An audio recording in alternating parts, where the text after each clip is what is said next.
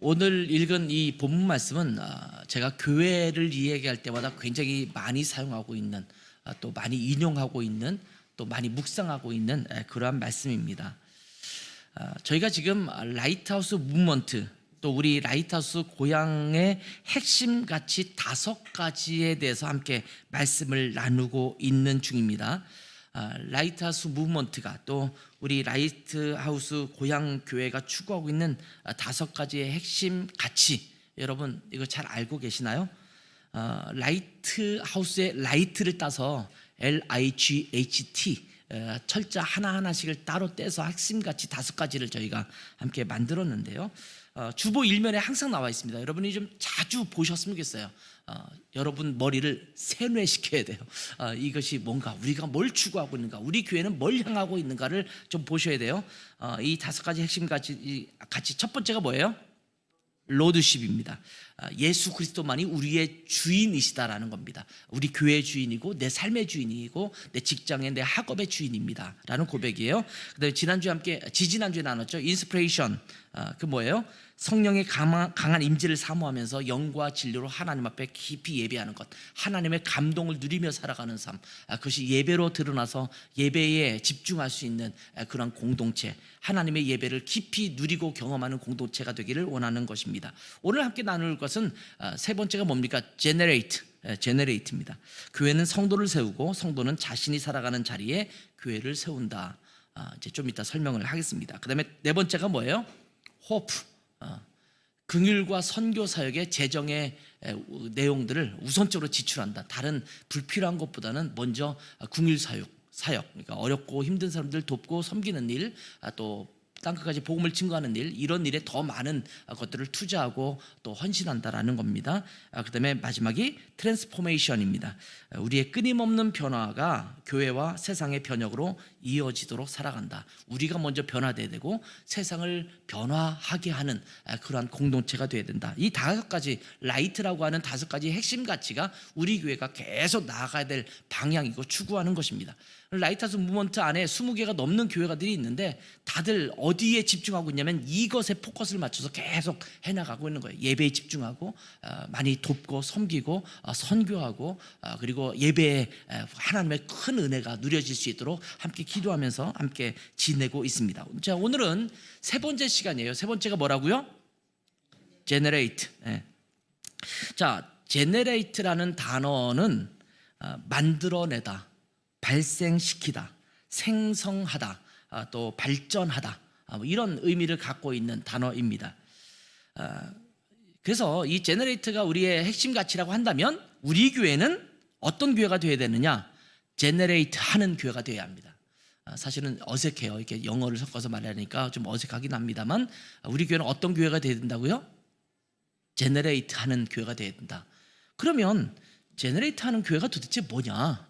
여기 뭐 그냥 직역을 한다면 발생시키는 교회, 생성시키는 교회, 발전하는 교회, 만들어내는 교회, 이렇게 표현할 수 있겠습니다만, 그 의미에 대해서 여러분과 좀 함께 나누려고 합니다. 자, 제너레이트라는 단어와 관련된 단어들이 많이 있겠지만, 제가 이렇게 머릿속에 딱 떠오르는 것은 2가지 단어가 제일 먼저 떠오릅니다. 그리고 이 2가지 단어를 여러분과 함께 나누는 것이 오늘 말씀의 내용입니다. 그것이 우리 라이트하우스 고향 교회의 핵심 가치인 제너레이트라는 단어와 잘 연결되는 것이기 때문에 이 2가지 단어를 좀 함께 나누려고 합니다. 그리고 이 2 단어는요, 오늘 아까 읽었었던 에베소서 2장에 있는 말씀과도 잘 연결되는 그런 말씀입니다. 그 첫 번째가 뭐냐면 제너레이터라는 겁니다. 제너레이터. 제가 이렇게 부제를 붙이기를 영적 발전기처럼 영적 가족이 형성되는 교회다, 이렇게 제가 붙였어요. 제가 제너레이트라고 하는 단어를 처음 떠올렸을 때 가장 먼저 연상되는 단어 중에 하나가 제너레이터라는 단어입니다. 자, 우리말로는 이 제너레이터로 뭐라고 번역될 수 있을까요? 발전기라는 말이죠.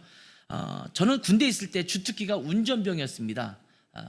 군종병도 같이 겸하면서 운전병을 했어요. 매일 차를 끌고 나가서 운전을 해야 되는 그런 역할을 했습니다. 자, 운전을 하는 사람들은요, 제네레다라는 말을 좀 많이 들어보았을 거예요. 제네레이터라는 단어를 일본식으로 이제 일본 사람들이 자동차에 대한 얘기를 하면서 제네라다 이렇게 썼기 때문에 우리도 그냥 일반적으로 제네레다라는 말을 많이 사용하고 있는데, 이것이 제네레이터죠. 이 제네레이터라는 부품이 자동차에서는 없어서는 안 될 부품 중에 하나입니다. 어쩌면 전기 자동차에 대해서 잘 모르지만 전기 자동차로 넘어가면서 제네레이터는 더 중요할 것이라는 생각을 해봅니다. 상상으로 생각을 해봐요. 왜냐하면 제네레이터가 뭐냐면 아까도 말씀드렸지만 발전기거든요. 발전기, 전기를 발생시키는 부품입니다. 그래서 이 제네레이터가 어떤 일을 하냐면 자동차에 시동을 걸잖아요. 시동을 걸면 그 다음에 제네레이터가 계속 작동을 하면서 발전기 역할을 합니다. 그래서 이 배터리에 충전도 시켜주고 그 제네레이터가 돌아가기 때문에 전기가 계속 생성되어서 거기서 라이트도 켜주고 계기판에 불도 들어오게 하고 여러 가지 자동차 안에 있는 전기 작용들을 할 수 있도록 만들어주는 장치가 제네레이터예요. 제네레이터가 없어지면 어떤 일이 벌어지냐면 안에 있는 전원들이 다 꺼지겠죠. 그래서 그 내연기관의 경우는 휘발유나 이런 걸 통해서 자동차가 달릴 수는 있을지 모르겠어요. 제가 정확하게는 모르겠지만 스파크 작용을 통해서 이렇게 뭐가 일어나야 되는데 그런 것들이 안 일어날 수도 있고, 일단 배터리가 방전되기 때문에 그 다음에는 시동이 안 걸리게 되죠. 그래서 시동이 안 걸리면 제너레이터를 손봐서 스타트 모터가 돌아갈 수 있도록 그렇게 하는 일을 해야 되거든요. 그래서 제너레이터가 고장이 나면 자동차를 운전하기가 좀 어려운 부분이 있습니다. 그러니까 계속해서 자동차가 그 기능을 하도록 하기 위한 굉장히 중요한 부품, 아주 크지는 않지만 중요한 부품 중에 하나가 제너레이터라는 그런 부품입니다. 그러니까 제너레이터는요, 말 그대로 발전기라는 겁니다.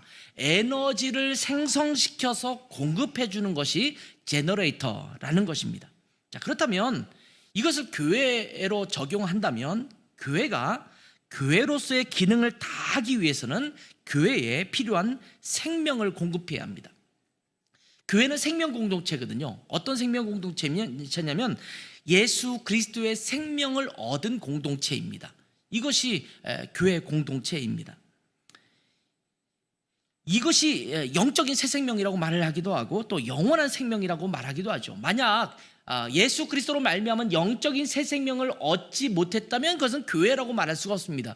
그냥 신교 단체는 될 수 있을지 모르지만 살아있는 생명력 있는 하나님의 교회라고 말하기는 어려울 것입니다.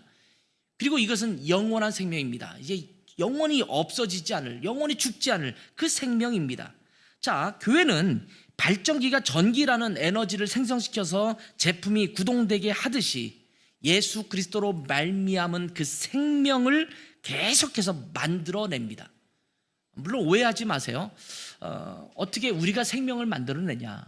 다시 말하면 더 쉽게 표현한다면 영적인 생명들을 계속 만들어내야 돼요. 마치 가족이 생기면 아기가 태어나잖아요. 아기가 태어나서 새로운 생명이 또 나오지 않습니까? 그래서 대를 이어서 계속해서 생명을 이어가지 않습니까? 그러니까 살아있는 사람들이 모여있는 것이 가족 공동체 아닙니까? 그리고 사회고 국가고 민족 아닙니까? 만약 죽은 사람들은 거기에 만약 같이 모여있다면 그런 사람들을 가족이라고 말하거나 아니면 그렇게 말하지는 않을 거예요. 물론 돌아가신 분들을 우리가 가족으로 여기고 그분들을 기리고 추모하기도 하고 그렇게 하지만 사실은 우리의 가족 구성원에서는 빠지잖아요. 주민등록 등본을 한번 떼보세요. 거기에는 돌아가신 분들은 거기에 이름이 없습니다. 막 가족 호적 등본 이런 걸 떼봐도 좀 지나가면 이렇게 사망 이렇게 써 있고, 그 다음에는 점점점 시대가 지나가면서 그 사람들의 이름은 아예 들어가 있지도 않아요. 그러니까 살아있는 사람이 가족이고 하나의 공동체지 죽은 사람은 거기에 포함시키지 않습니다.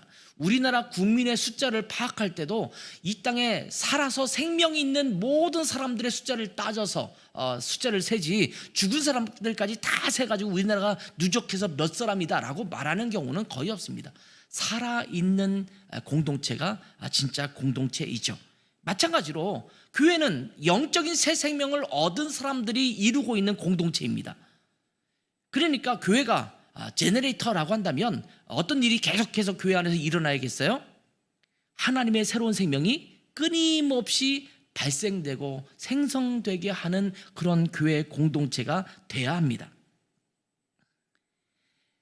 교회가 그리스도의 몸이라고 성경은 이야기합니다.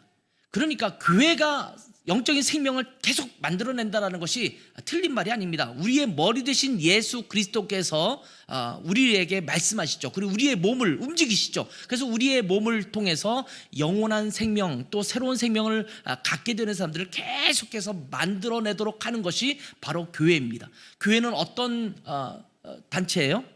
이 세상에, 이 어두운 세상에, 이 암흑의 세상에서 끊임없이 영적인 새 생명들을 계속 탄생시키는 그런 공동체입니다. 아마 교회가 이 세상에서 그 역할을 하지 못한다면 교회로서의 기능을 상실했다고 봐도 과언이 아닐 것입니다.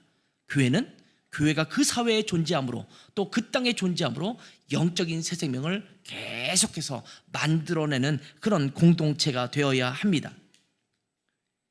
이렇게 예수 그리스도의 생명을 얻은 자들, 이런 사람들이 무엇을 형성하냐면 교회 공동체를 형성하는 것입니다.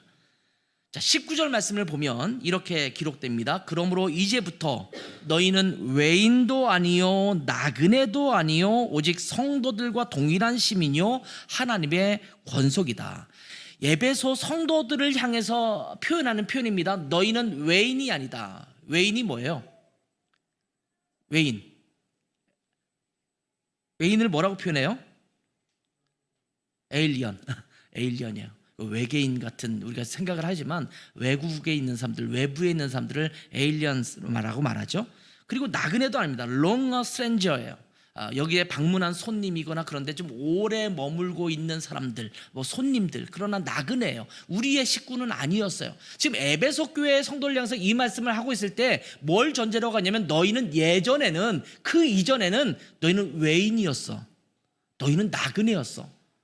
우리 식구가 아니라, 또 우리 가족이 아니라, 우리 민족이 아니라 너희는 외부 사람이었어. 낯선 사람들이었어. 이렇게 말하고 있는 것입니다. 그런데 이제부터는 이렇게 시작하잖아요. 옛날에는 그랬지만 이제부터는 너희는 하나님의 백성이고 하나님의 권속이다. 이렇게 말씀하고 있는 겁니다.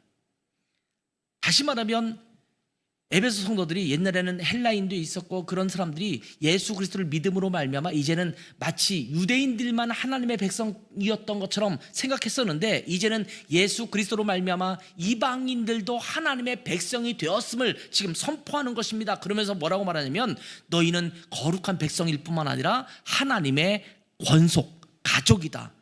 영어 성경에 보면 하우스홀드라는 단어가 사용되는데 우리가 굳이 표현하면 식구라는 말이에요. 식구. 너는 이제는 우리의 식구다. 이렇게 말씀하고 있는 겁니다. 교회는 영적인 생명을 생성하는 역할을 하는 것입니다. 이 역할이 중지되면 안 됩니다. 생명력 있는 교회는 끊임없이 새로운 생명을 낳습니다. 마치 가정에 아기가 태어나 가정을 세워가는 것과도 같습니다. 교회는 가족입니다. 하나님의 가족입니다. 여러분, 가족이 어떻게 만들어집니까? 한 남자와 한 여자가 만나서 결혼을 하죠. 아기가 탄생합니다. 그러면 가족이 됩니다. 그러면서 가족이 점점점 생겨나죠. 그 자녀들이 또 결혼을 하고 또 가족을 만들어내지 않습니까? 저는 처음에 결혼하고 처갓집을 갔는데 와, 굉장히 사람이 많아요. 작지 않은 집인데 명절 때 가면 그 집이 막 터질 것만 같아요. 엄청난 분들이 계시더라고요. 작은 아버지들만 6분이셨으니까 칠형제시거든요. 저희 장인어른의 작은 아버지들이 6분이시니까 이 칠형제, 그런 분들이 다 명절 때 모이잖아요. 엄청 많죠. 너무 저는 좋았어요. 왜 좋았는지 아세요? 저희 부모님은 이북에서 피난 내려오셨기 때문에 달랑 부부만 계셨어요. 그리고 하나씩 자녀를 낳아가지고 저희 자녀들만 있고, 저희 할아버지, 삼촌 이런 분들은 저는 평생 본 적이 없어요. 그분들은 다 지금 이북에 계세요. 돌아가셨겠죠 아마. 그러니 저희 가족은요, 명절 때 딱 모이면, 저희가 3남매거든요. 부모님하고 3남매 달랑 5명이 모이면 한국에 있는 모든 우리 가족이 다 모인 겁니다. 그렇게 모이다가, 그러니까 늘 명절 때마다 조촐하게 있다가 이제 결혼을 하고 나서 처갓댁을 갔더니 막 푹석푹석한 게 정말 좋더라고요. 저는 이 가족이지, 이 명절은 이렇게 모이는 거지. 근데 제 아내는 또 반대로 생각하더라고요. 우리 집에 오니까 좋대요. 사람이 너무 없어서 명절 때 한가해서 좋다고 얘기를 하더라고요. 아무튼 저희가 이렇게 5명이었거든요. 5명이었는데 이제는 저희도 점점 결혼을 하죠. 형도 결혼하고, 형들이 둘인데 둘도 결혼하고, 저도 결혼하고, 제 동생도 결혼하고, 결혼하니까 거기에 또 자녀들이 생기고, 그 자녀들이 또 결혼해서 손주가 생기고, 이러니까 이제는 만약에 다 같이 모인다 치면 우리도 적지 않은 인원이 모이게 되죠. 이것이 가족이 형성되는 겁니다. 끊임없이 새 생명이 태어나는 것을 통해서 가족이 만들어지는 겁니다. 저희는 저희 가족이 그 짧은 세월이지만, 이 전쟁 이후에 짧은 세월이지만 그 이후에 이렇게 몇 명밖에 되지 않았던 사람들이 점점 가족이 더 커져 가도록 만들어지는구나, 이것을 제 눈으로 보았거든요. 이것이 바로 가정인 것처럼 교회는 영원한 생명, 그리스도의 생명이 계속해서 탄생되어야 합니다. 발전기가 끊임없이 전기를 만들어내듯이 영적인 생명이 태어나도록 해야 합니다. 그래서 성도를 세워가는 것입니다. 교회는 새로운 성도가 태어나게 하고 그 성도를 세워가는 것입니다. 그래서 오늘 우리가 이 핵심 가치를 얘기할 때 제너레이트, 그 뒤에 보면 교회는 성도를 세워간다, 이렇게 고백하고 있는 겁니다. 무슨 소리예요? 영적인 생명이 태어나게 하고 그 생명이 계속 잘 자라가도록 세워가는 일을 뭐가 해야 돼요? 교회가 해야 된다는 겁니다. 제너레이트 하는 것입니다. 건강한 교회는 계속 새로운 성도가 태어나는 교회입니다. 그리고 그 성도가 영적으로 충만하도록 끊임없이 영적 에너지가 공급되도록 해야 합니다. 태어나게 해놓고 공급하지 않고 양육하지 않은 것처럼 무책임한 일은 없을 것입니다. 여러분, 그래서 여러분, 우리 교회는 계속해서 새로운 영혼이 태어나게 하는 교회가 되어야 될 줄 믿습니다. 우리 다음 주에 이제 길거리 전도를 할 텐데, 길거리 전도를 하면서 뭐 이렇게 종이 주보 한 장, 또 전도지 한 장 이렇게 나눠주는 것을 통해서 어떤 영혼이 뭐 구원 받을까 안 받을까 이렇게 회의적일 수도 있겠습니다만, 보통 우리가 전도 학에서 얘기할 때는 7번 정도 복음을 들어야 예수님을 영접한대요. 그럼 여러분이 나가서 이렇게 전도하는 것이요, 그 사람이 구원받기 위한 7번 중에, 평균 7번 중에 한 번의 역할을 하는 거거든요. 그분들이 우리 교회 나오고 안 나오고는 사실은 크게 중요하지 않아요. 우리 교회 나오면 더욱 좋겠지만 그러지 않아도 괜찮아요. 아무튼 우리 교회는 계속해서 영적인 가족이 태어나도록 만들어야 합니다. 영적인 생명이 만들어지도록 전도해야 합니다. 여러분이 해야 될 일 중에 하나입니다. 여러분의 가족 중에, 또 여러분의 알고 있는 사람들 중에서 아직 예수 그리스도를 모르는 분들이 있다면 그들에게 끊임없이 복음을 전할 수 있도록 해야 합니다. 그것이 우리 교회가 해야 될 일입니다. 우리 교회는 제너레이트 하는 교회이기 때문입니다. 그래서 우리 교회 안에서 계속해서 그 영적인 새 생명이 맛보아지는 교회가 되어야 합니다. 그리고 그들을 양육해야 합니다. 여러분, 양육한다고 할 때 이런 생각을 좀 해보셨습니까? 여러분이 누군가에게 복음을 전해서 그들이 구원받게 하고 그들이 주께로 돌아오게 한 다음에 그 사람을 양육할 수 있죠. 그러니까 내가 아기를 낳고 내가 그 아기를 양육하는 것과 똑같은 얘기입니다. 근데 어떤 경우는요, 내가 잘 낳게 못하는 경우도 있을 수 있잖아요. 전도에 은사가 있는 사람들은 막 순풍순풍 새로운 영혼들을 전도해서 복음을 전하지만, 그렇지 못한 사람들은 잘 안 되는 사람들이 있거든요. 그런 사람들은 어떻게 하면 될까요? 입양하는 거예요. 입양. 우리 영적 아비가 된다라는 말은요, 내가 낳아야지만 아기가 되는 게 아니에요. 내 아들이 되는 게 아니에요. 그것을 입양해서 키우면 아버지가 되고 어머니가 되잖아요. 어떤 사람이 구원받아서 왔어요, 교회에 왔어요. 근데 아직도 영적으로 어린 아기예요. 그러면 어떻게 해야 될까요?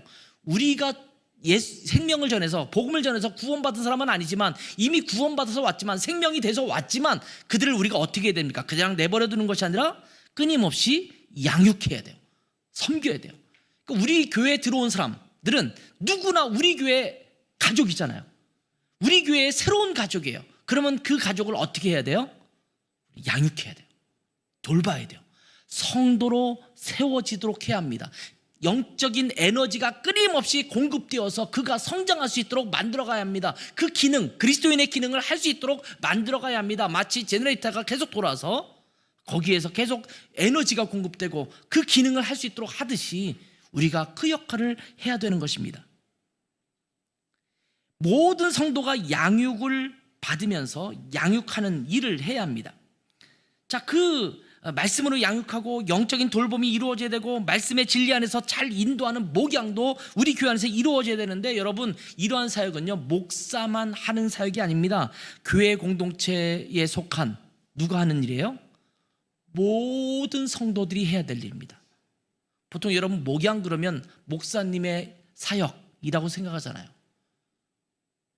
그런데 성경을 잘 읽어보면 목사가 하는 사역이 아니에요. 목사는 성도를 온전케 하는 일을 하는데, 온전케 해서 무슨 일을 하냐면 그 성도가 교회 안에서 돌보고 섬기는 일을 할 수 있도록 하는 것.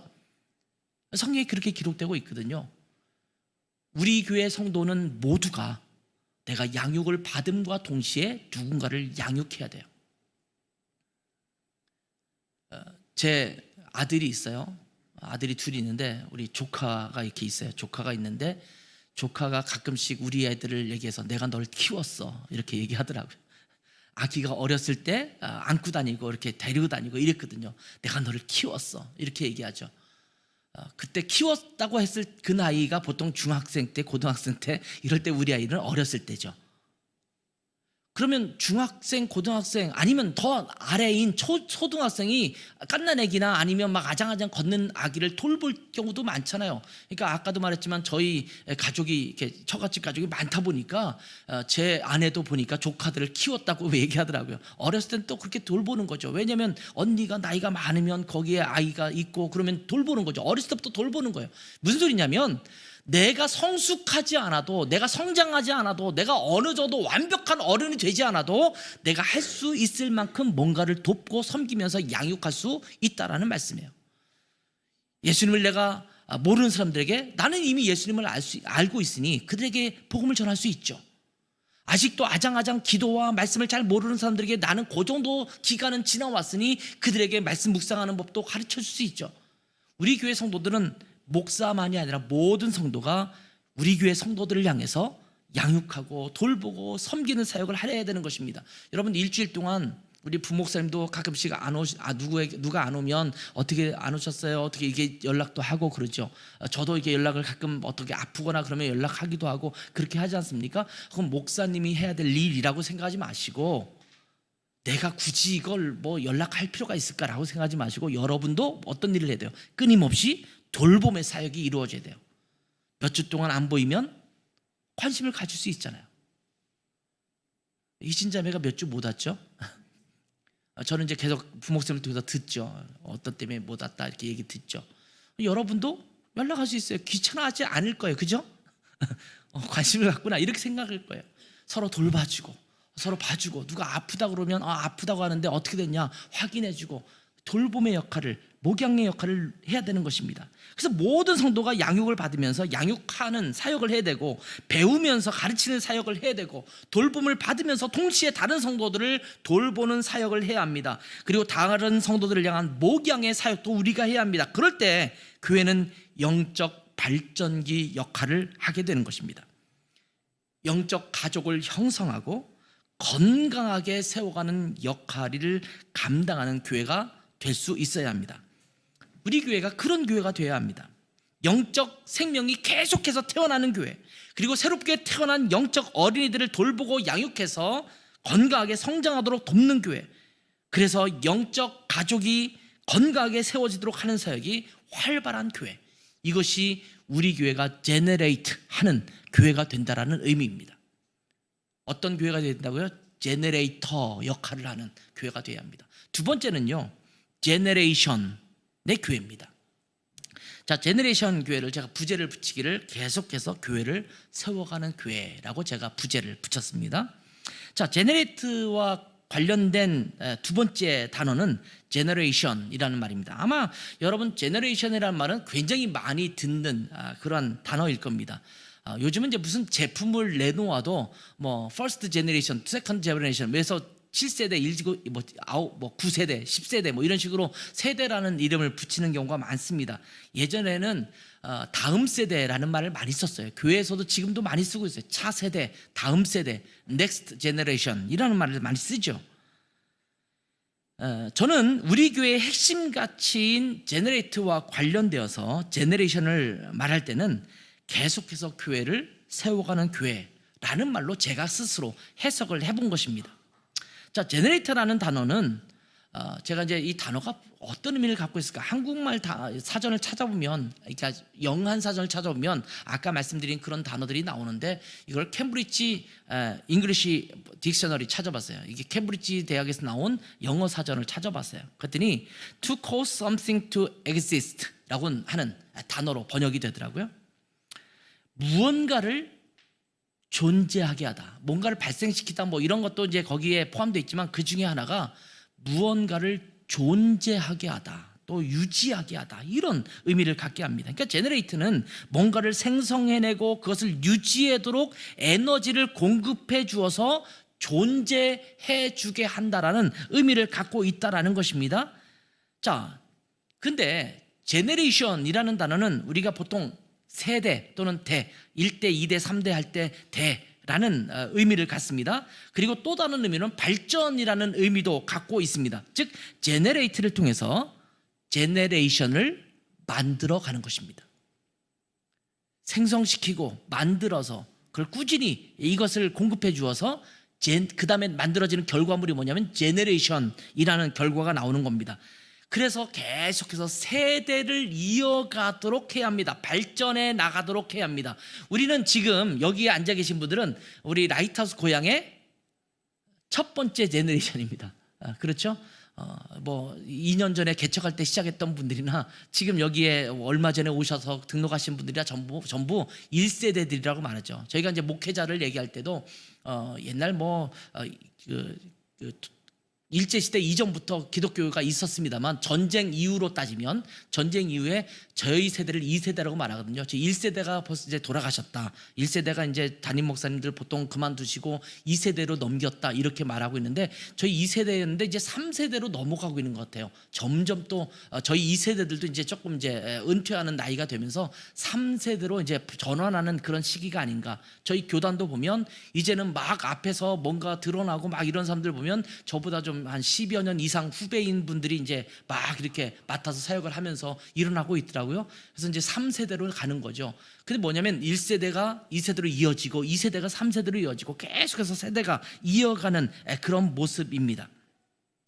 그래서 제너레이트를 통해서 생성하고 그것으로 끝나는 것이 아니라 그것이 세대를 이어가도록 하고 계속해서 계승하고 발전하도록 만들어 가야 한다는 겁니다. 여러분, 교회는 성도를 세웁니다. 그러나 그것으로 끝나지 않습니다.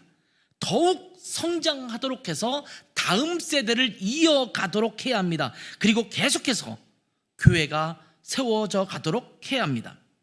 자, 오늘 본문의 20절부터 다시 한번 보면 20절을 읽겠습니다. 너희는 사도들과 선지자들의 터 위에 세우심을 입은 자라, 그리스도 예수께서 친히 모퉁이 돌이 되셨느니라, 이렇게 말씀하시면서 에베소 성도들이 모퉁이 돌이 되신 예수 그리스도 안에서 성도가 되었다, 성도로 탄생했다라고 말씀하십니다. 그리고 이어지는 21절과 22절을 보면 그의 안에서 건물마다 서로 연결하여 주 안에서 성전이 되어간다. 여러분, 한 부품과 그 다음 부품, 또 한 재료와 그 다음 재료가, 한 벽돌과 그 다음 벽돌과 철근과 콘크리트가 서로 연결됩니다. 이렇게 연결되고 상합돼서 건물 하나가 세워지는 것처럼 서로가 연이어 연결되는 것을 통해서 그리스도의 몸이 세워져 간다, 성령이 거하시는 처소가 세워져 간다, 이렇게 표현하는 것입니다. 이것을 교회라고 바울 사도는 이야기하고 있는 것입니다. 성도들이 서로 연결해서 성전을 이루어갑니다. 하나님께서 거하실 수 있는 성전이 계속 이곳에 거하실 수 있도록 성전과 처소가 되기 위해서 그리스도 안에서 함께 지어져 간다. 그냥 혼자 지어져 가는 게 함께 지어져 가는 거예요. 유럽의 교회에 대해서 한탄하는 분들이 많이 있죠. 유럽을 여행 오신 분들이 다 그 말씀을 하세요. 가슴 아파하십니다. 저는 유럽의 그 현장에서 20여 년을 살다 왔기 때문에 그 모습을 잘 알고 있습니다. 교회들마다 텅텅 비어 있습니다. 하나님의 임재가 그곳에서 사라졌어요. 왜 사라진지 아십니까? 건물 안에 하나님이 계시는 게 아니거든요. 거기에 하나님의 생명을 얻은 자들이 서로 연결해서 성전을, 그리스도의 성전, 교회를 만들어갈 때 그 교회 공동체 안에 하나님이 임재하시는데 교회가 없어요. 죄 가운데 하나님이 임재하실 수 있겠어요? 아니요. 그리스도인들, 하나님의 사람들, 그리스도의 몸을 이룬 사람들, 교회 공동체 가운데 하나님이 임재하시는데 임재할 교회가 없는 거예요. 점차 사라지고 있어요. 왜 그랬을까요? 넥스트 제너레이션을 못 만들었어요. 제너레이터를 계속해서, 발전기를 계속 돌려서 영원한 생명이, 새로운 생명이 계속 태어나게 하고 그들을 돌봐서 그 다음에 그걸 제너레이션을 만들어서 그 다음에 계속 이어지도록 해야 되는데 지금 유럽은 그걸 끊었거든요. 근데 지금 한국 교회도 비슷해져 가고 있다는 안타까움이 있어요. 얼마 전에 독일에서 온 목사님과 잠깐 만나서 식사하고 교제할 시간이 있었어요. 저랑 같이 유럽 코스타 같이 사역을 했고 또 저를 이어서 그 임원진으로 사역하고 있는 목사님이에요. 저보다는 한 10살 정도 젊은 목사님이신데 이제 박사 논문을 쓰고 이제 디펜스를 하고 이런다고 해요. 얘기를 쭉 커피숍에서 밥을 먹고 커피숍에서 앉아서 얘기하면서 그분 논문이 노년에 대한 거래요. 노년. 그걸 다 써서 이제 마지막 통과도 됐고 이제 디펜스 한다고 하더라고요. 근데 노년 얘기하다가 그래 노년 사역 참 중요하고 다음 사역도 중요하고 막 이런 얘기를 하다가 이 넥스트 제너레이션에 대한 얘기도 나왔어요. 근데 우리가 둘이서 궁금하면서 서로 얘기한 게 이거였어요. 내가 독일로 가기 전, 그때는 2003년 이전이잖아요. 그 전부터 이미 저는 한국에서도 넥스트 제너레이션에 대한 얘기를 굉장히 많이 들었고 했거든요. 다음 세대가 중요하다, 다음 세대가 중요하다, 다음 세대를 돌봐야 된다. 이 얘기를 20여 년 전부터 이미 그 얘기를 시작했는데 20년이 지나고 30년이 지난 지금의 그 결과가 뭐냐. 근데 처참하다. 교회 안에 넥스트 제너레이션이 사라지고 있다. 우리가 그렇게 떠들고 말하고 외쳐댔는데 왜 교회 안에서 넥스트 제너레이션이 없을까? 그 원인이 뭘까? 막 서로 고민하면서 얘기했던 그런 기억이 나요. 그러면 10년이 더 지나고 20년이 더 지나면 아마 한국교회에 하나님의 임재가 있을 교회는 점차 사라질 겁니다. 오늘 이 본문에 말한 것처럼 서로 연결되고 서로가 끊임없이 함께 세워져서 하나님이 거할 처소가 되기 위해서 함께 지어져 가야 되는데, 그래서 제너레이션을 만들어 가야 되는데 지금 그 제너레이션을 만들어 가지 못하는 거거든요. 교회가 점차 사라지고 있어요. 지난주에 캘리포니아 주총에서 오신 분이 이렇게 말씀을 전하고 그러는 것 때문에 제가 한국 교회 지금 침례 교회가 몇 개 교회인가를 한번 확인하느라고 봤거든요. 근데 뭐 찾아보니까 인터넷에 여러 통계가 나오는데 코로나 전과 지금이 좀 다르더라고요. 수백 개가 줄었더라고요. 교회 개수가 줄었어요. 늘어난 게 아니에요. 근데 이거는 우리 교단의 일만 아닙니다. 다른 교단들도 다 줄었어요. 이제 지금 우리 인구 절벽이라는 말을 쓰는데 이제 그 태어나는 아이들이 점차 줄고 있기 때문에 이제 점차 인구가 줄어들고 있다는 말을 쓰잖아요. 근데 교회도 똑같은 현상을 갖고 있어요. 교회 수가 줄어들고 있어요. 아마 심각한 일이 벌어질지도 모릅니다. 그러면 이 일을 누가 제너레이션을 만들 수 있을 것인가? 바로 교회가 해야 된다라는 겁니다. 그리고 우리 교회가 그 일을 해야 되는 것입니다.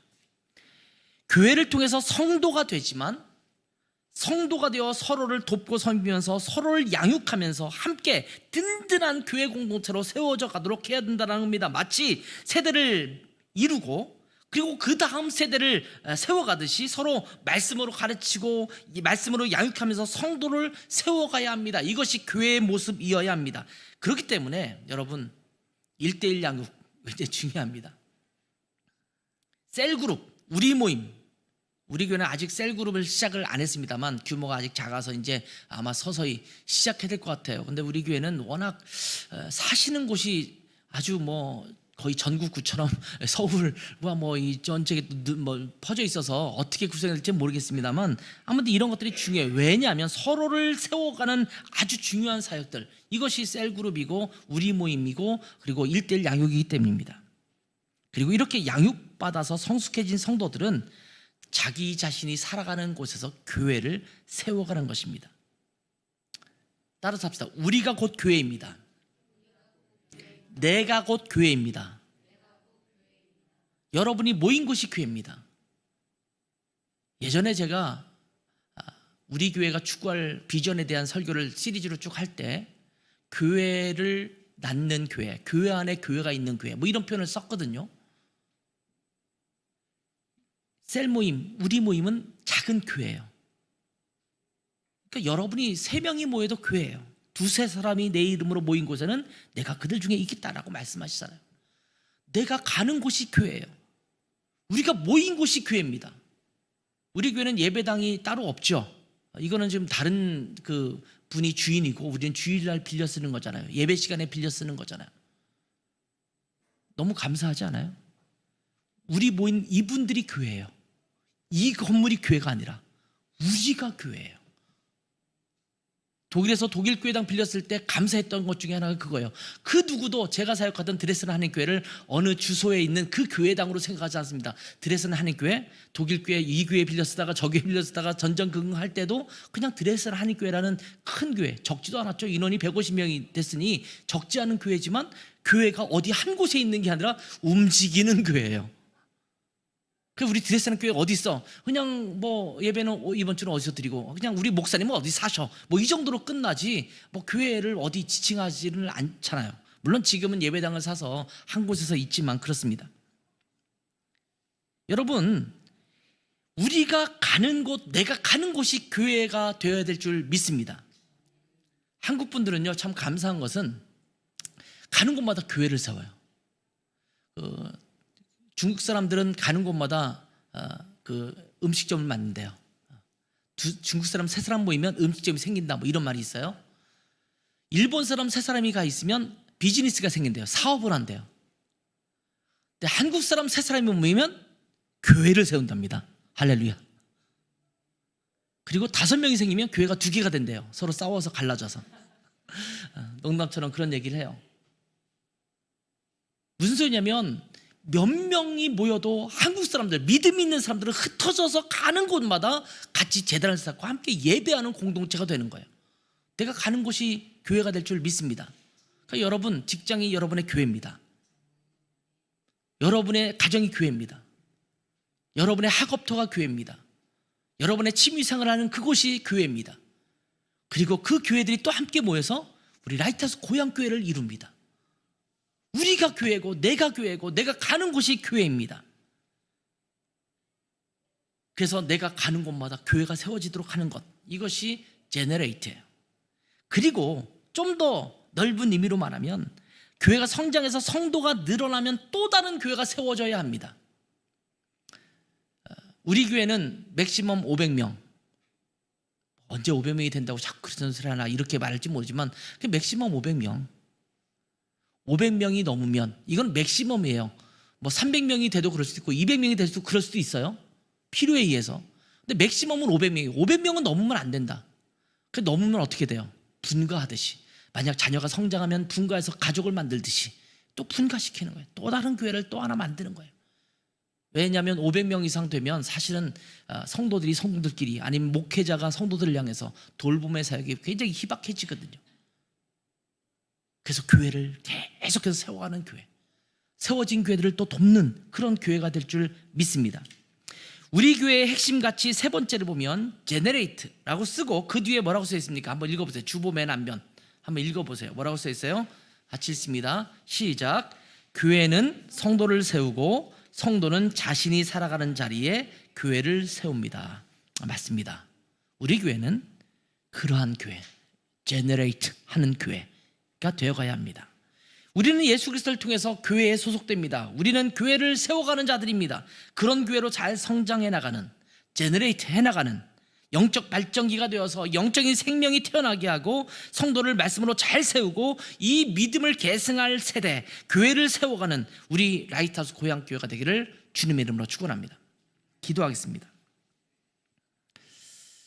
하나님 아버지, 주님께서 우리 가운데 영원한 생명을 주셔서 참으로 감사합니다. 하나님의 가족이 되게 하시고 또 하나님의 교회 공동체의 구성원이 되게 하심을 감사합니다. 이제 저희가 잘 자라나게 도와주시고 하나님의 성도를 또 세워가는 우리 교회 공동체가 되게 하시고, 뿐만 아니라 우리가 교회가 되어서 또 이 믿음의 세대를 계승해 나가고 또 교회를 세워가는, 교회를 만들어가고 교회를 계속해서 유지해 나가는 그런 복된 교회가 되게 도와주시고, 이 시대를 향해서 끊임없이 영적인 발전기를 돌려 영혼들을 탄생시키고 교회를 세워가고 하나님의 교회가 계속 이어져 가도록 하게 하는 그런 복된 라이트하우스 고향이 될 수 있도록 축복하여 주시옵소서. 감사하며 예수님의 이름으로 기도했습니다. 아멘.